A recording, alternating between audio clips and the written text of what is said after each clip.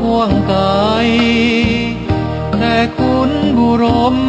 คงฟ้างุมเจ้าฟ้ามหาใส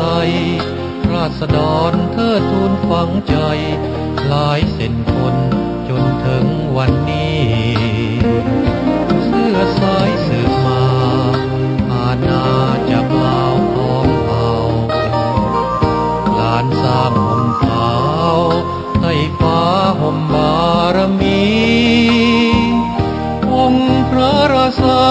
เป็นบิดาไฟฟ้าธานีปกครองปกป้องไพรีชีพจะพลีก็ยอมถวายราชาองค์สุดท้ายเจ้าศรีสว่างวัฒนาทรงปรมาภิไธยนั้นว่าพี่น้องลาวคงเว้ากันได้พระองค์สุรคตดังฟ้าตกดินอย่างเด็ดพระทัยยอมอยู่ห่วมเป็นห่วมตายผู้สาวลาวและเพื่อศาสตร์ลาวขอเดชะคุณองค์เจ้าศรีสว่างวัฒนาองค์เจ้าราชาองค์สุดท้ายราชวงศ์ห่มขาวเจ้าสุริวงศ์องค์ราชบุตรทายาทเจ้าลาวเจ้าโสริยบงศ์ผ่านอ่าวทรงเป็นมิ่งเขาผู้ลาวเถิด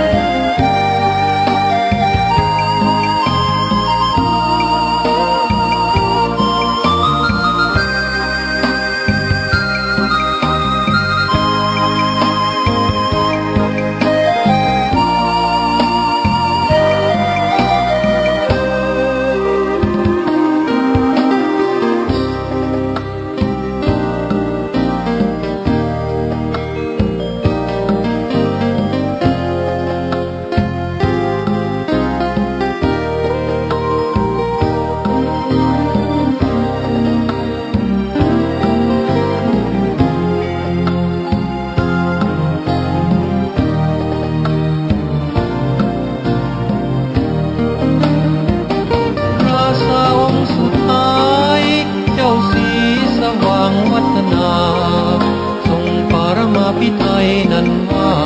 พี่น้องลาวคงเว้ากันได้พระองค์สุรคตดังฟ้าตกดินอย่างเด็ดพระทัยยอมอยู่ห่วมเป็นห่วมตายผู้สาวลาวและเพื่อศาสตร์ลาวขอเดชะคุณองค์เจ้าศรีสว่างวัฒนาองค์เจ้าราชาองค์สุดท้ายราชวงศ์ห่มขาว